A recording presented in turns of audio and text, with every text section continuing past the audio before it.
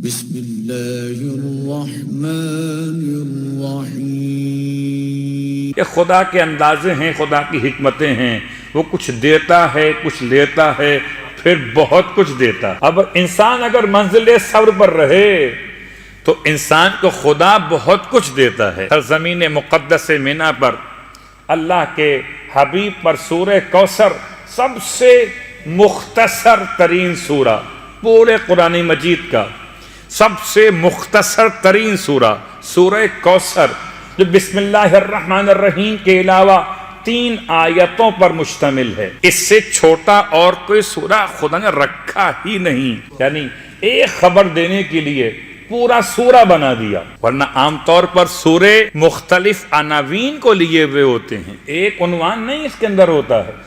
مگر یہ سورہ عجیب ہے، شروع ہوتا محمد سے ہے، ختم ہوتا محمد پر ہے، شروع ہوتا تولنا سے ہے، ختم ہوتا تبرہ پر۔ ان شانیہ کا صلوات پڑھے محمد والے۔ خدا نے اپنے حبیب کو جو کچھ عطا کیا، کوثر کا مطلب صیغہ مبالغہ ہے فوعل کے وزن پر، تو خیر کثیر، بہت زیادہ بھلائی، امت کے کثرت کے معنی میں امت کے علماء کی کثرت، دولت کی کثرت، اولاد کی کثرت، جنت کی نہر کا نام کوثر، اور اس میں کوئی شک نہیں جس کا جہاں تک معرفت کی پرواز ممکن تھی اس نے کوثر کو وہیں تک سمجھا۔ کسی نے دولت کو سمجھا کوثر، کسی نے جنت کی نہر کو سمجھا کوثر۔ میں کیا کہوں، ہمیں جنت کی نہر سے کیا کام، ہمیں کیا کام جب جنت کے جوانوں کے سردار ہمارے جنت کی نہر، صلوات پڑھے محمد والے۔ کوثر کا ایک عنوان قائم ہوا کہ خدا نے اپنے حبیب کو بیٹی عطا فرمائی، اور آج کی رات بیٹی کی یہاں ایسے بیٹے کی آمد ہے جس سے کوثر کے تسلسل میں بیان کیا جاتا ہے۔ اس میں کوئی شک نہیں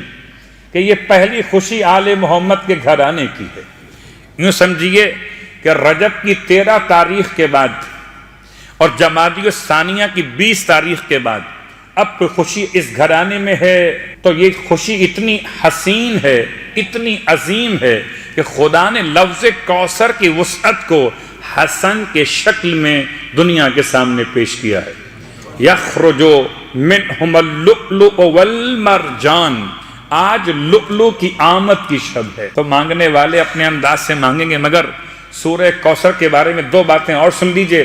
سورہ کوثر کی تلاوت کے بہت سارے ثواب ہیں، اس میں کوئی شک نہیں کہ ہر ثواب کا ایک خاص تعلق ہے۔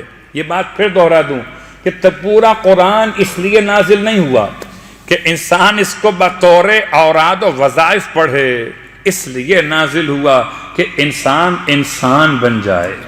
انا اعطیناک الکوثر، بے شک کہ حبیب ہم نے آپ کو کوثر عطا کی۔ عطا کے 2 معنی ہیں، عطاء تملیک، عطاء غیر تملیک۔ کبھی آپ مجھے کچھ دیتے ہیں مگر مالک نہیں بناتے، اور کبھی مجھے کچھ دیتے ہیں اور مالک بنا دیتے۔ خدا نے اپنے حبیب کو کوثر دے کر مالک بنا دیا ہے، مالک کوثر۔ اللہ اکبر۔ ختم یہ مرتبہ صلی اللہ علیہ وآلہ۔ سورہ کوثر کی تلاوت کے کچھ فائدے آپ کی خدمت میں بیان کر دوں، یہ بات سمجھاتے ہوئے کہ پروردگار عالم کی عطا اپنے گھر میں بیٹی کی آمد میں خوشیاں منائیے کہ خدا نے پیغمبر کی بیٹی کو کوثر کہہ کر بیٹوں کا لائن سے اس انداز سے ہدایت کا عنوان مکمل کیا۔ قسم بخدا ایسی بیٹی، اس کے بیٹے جنت کے جوانوں کے سردار بن جائے۔ اب کیا کرنا چاہیے؟ فَصَلِّ لِرَبِّكَ وَانْحَرْ، ایک نماز کی تاکید ہے، ایک قربانی کی تاکید۔ اِنَّ شَانِئَكَ هُوَ الْأَبْتَرُ۔ سورہ کوثر کی تلاوت کے کچھ فائدے علماء نے بیان کیے بروایت ابی بصیر امام جعفر صادق علیہ السلام۔ اس کا اندازہ ابھی یہاں بیٹھ کے شاید آپ کو اتنا نہ ہو، اگر آپ روزے کے افطار سے پہلے یہ روایت سنتے تو بات شاید اور ہو، جبکہ پیاس کی شدت ہوتی۔ پھر میں آپ سے کہتا کہ اگر روزے میں یہ 17 گھنٹے یا 16 گھنٹے کی پیاس پر آپ اتنا پریشان ہیں، تو قیامت کی پیاس بجھانے کے لیے کوئی طریقہ بتا دیا جائے۔ جس کو اپنی قیامت کی پیاس بجھانا ہو تو اسے چاہیے اپنی واجب نمازوں میں اور مستحب نمازوں میں سورہ کوثر کی تلاوت کیا کر۔ اگر یہ سوچ کے سورہ کوثر پڑھ رہے ہیں کہ مختصر سورہ ہے تو ثواب نہیں ملے گا، نماز تو ہو جائے گی مگر یہ ثواب اس کے لیے نہیں ہے۔ ہاں فضیلت کو جان کے پڑھیے تو بات اور ہے، مختصر سمجھ کے پڑھیے تو بات اور ہے کہ انما الاعمال، سورہ کوثر کی تلاوت اگر انسان اپنی واجب نمازوں میں اور مستحب نمازوں میں انسان اس کو بجا لائے تو امام فرماتے خدا دو فائدے، دو نعمتیں اس کو عطا فرماتا ہے۔ ایک تو قیامت کے دن اسے خدا قیامت کی پیاس سے بچا لیتا ہے، کوثر عطا کرتا ہے، اور خدا اسے جنت میں ختمیہ مرتبت کے جوار میں جگہ بھی دیتا ہے، اور جس سے وہاں جگہ چاہیے ہو وہ اپنی مستحب نمازوں میں، واجب نمازوں میں سورہ کوثر کی تلاوت۔ کبھی کبھی انسان پوچھتا ہے مولانا اس کے علاوہ بھی اور سورہ کوثر کے فضائل موجود ہیں، جن میں اگر بطور علاج انسان چاہتا ہے کہ چہرے پر کبھی ہو سکتا ہے کچھ ایسی کیفیات واقع ہو جائیں، نشان واقع ہو جائیں اور چہرہ انسان کا کچھ بدنما سا ہو رہا ہو تو قرآن مجید کا ہر سورہ معتبر ہے اپنے مقام پر پڑھنے کے لیے، لیکن سورہ کوثر اگر انسان اس سورے کو تلاوت کرے 14 مرتبہ اور 14 مرتبہ پانی پر دم کر کے اس سے چہرے کو دھو لے تو اس کا چہرہ خدا کی طرف سے روشن تر ہو جائے گا۔ یہ کبھی کبھار اس طرح کی چیزیں بیان کرتے ہوئے ذرا سوچنا پڑتا ہے کہ اگر کوئی مومن کسی کریم وغیرہ کاروبار کر رہا ہو تو مشکل پیش نہ آئے، صلوات پڑھے محمد و آل محمد۔ سورہ کوثر کی تلاوت اگر کوئی انسان چاہتا ہو کہ اس کو خدا صاحب اولاد کر دے، اولاد نہیں ہو رہی، تو سورہ کوثر روزانہ 500 مرتبہ پڑھے، سورہ کوثر کی 5 تسبیحات پڑھے، 500 مرتبہ پڑھے تو خدا اس کو نعمت اولاد سے فیضیاب کر دیتا ہے۔ انسان اگر سورہ کوثر کی تلاوت پر توجہ رکھے تو اللہ کے رسول کا فرمان روایت کے اعتبار سے پروردگار عالم اس کو جنت کی نہر سے سیرابی عطا فرمائے گا، اور جتنے لوگ قربانی پیش کرتے ہیں ان کی قربانی کے 10 گنا زیادہ تعداد میں خدا اس پڑھنے والے کو اجر و ثواب بھی عطا فرمائے گا۔ لیکن کوثر پڑھیے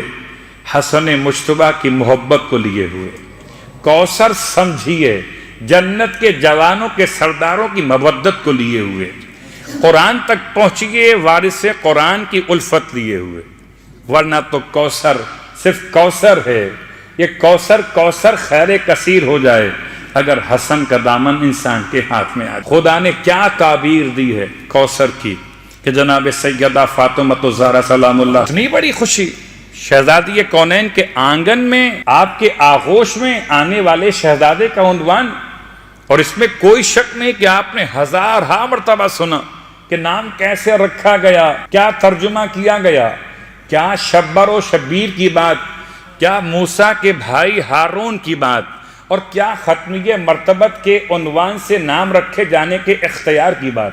یہ تمام باتیں اپنے مقام پر، مگر آنے والا اتنا خوبصورت کہ بچپن سے مزاج ایسا ہے۔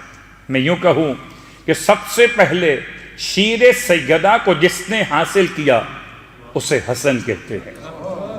سب سے پہلے جس نے مرج البحرین کے التقاء کا ایک عنوان دنیا تک پہنچایا اسے حسن کہتے ہیں۔ یقیناً امام علیہ السلام کی آمد اتنی خوشیاں منائی جا رہی ہیں کہ سارے مستحبات کسی بیٹے کی آمد کے حوالے سے، کسی اولاد کی آمد کے حوالے سے سنتیں قائم کی جا رہی ہیں کہ عقیقہ کیسے ہوگا، بال کیسے تراشے جائیں گے، کس طرح صدقہ اتارا جائے گا۔ تمام باتیں امام مجتبیٰ کی آمد سے منسلک ہو رہی تھیں، لیکن تمام ان باتوں کے ساتھ ساتھ بچپن سے امام کے صورتحال کو ملاحظہ کیجئے تو واقعاً کیا نگاہ مقدس تھی کہ آغوش مادر سے کبھی گہوارے سے لوح محفوظ کا مطالعہ کیا۔ بچپن کی شان، کیا کمسنی کی باتیں۔ سب سے پہلے اپنے نانا کی گود میں چڑھنے والے، کبھی نانا کی گود میں، کبھی نانا کے کاندھوں پر، اور کبھی حالت سجدہ میں نانا کی پشت پر، اور کبھی خطبہ دیتے ہوئے نانا کے اس وقت مجلس میں آپ کی آمد کہ جہاں اللہ کے رسول نے خطبہ روک کر امام حسن کو آغوش میں لیا۔ ان تمام مراحل پر اس حد تک گرچہ اشتباہ راویوں کو رہا کہ وہ خیال کرتے رہے کہ حسن کہیں کہ حسین کہیں، حسین کہیں کہ حسن کہیں۔ بہت سارے معاملات مولا حسین کے مولا حسن کے ساتھ مشتبہ ہو گئے، اور بہت سارے واقعات، اس میں کوئی شک نہیں کہ ریحانتہ رسول خدا ہیں، دونوں اللہ کے رسول کے ریحانہ ہیں کہ جو روح کو شاد کرتے ہیں، تو مثل گلاب کے پیغمبر کے مزاج کو اس طرح معطر کرتے ہیں کہ پیغمبر ختم یہ مرتبہ صلی اللہ علیہ خوشبو سونگا کرتے ہیں شہزادوں۔ اللہ اکبر۔ پروردگار کریم اہل بیت کا واسطہ ہے کہ جو اولاد کی تمنا لیے ہوئے ہیں، امام مجتبیٰ کی برکت سے نیک صالح اور محب آل محمد اولاد نصیب فرما، کامل اور مکمل اولاد نصیب فرما۔ بار اللہ واسطہ محمد و آل محمد کا پروردگار تمام تر مشکلات کا خاتمہ فرما۔ پروردگار واسطہ آل محمد کا امام معصوم کے دست مبارک سے ہم سب کو آب کوثر نصیب فرما۔ سورہ کوثر کا واسطہ، تفسیر کوثر کا واسطہ، پروردگار روز قیامت کی پیاس سے ہم سب کو محفوظ فرما۔ بار اللہ واسطہ محمد و آل محمد کا جنت میں جنت کے جوانوں کے سرداروں کے قدموں میں غلاموں کو جگہ نصیب فرما، اور امام زمانہ علیہ السلام کے ظہور میں تعجیل فرما۔ ہم سب کو، ہمارے آباء و اجداد، ذریت و اولاد کو امام علیہ السلام کے ادنیٰ ترین خدمت گزاروں میں شامل فرما۔